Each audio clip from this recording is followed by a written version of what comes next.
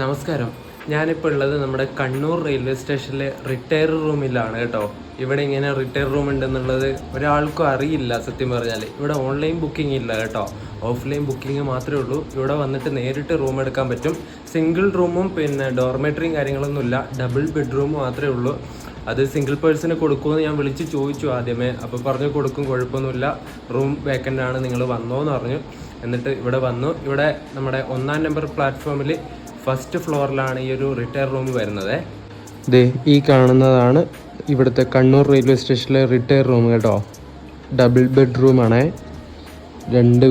രണ്ടുപേരല്ല, ഒരു എന്നെപ്പോലെയുള്ള 3-4 പേർക്ക് ഇവിടെ കിടന്നുറങ്ങാം സുഖമായിട്ട്.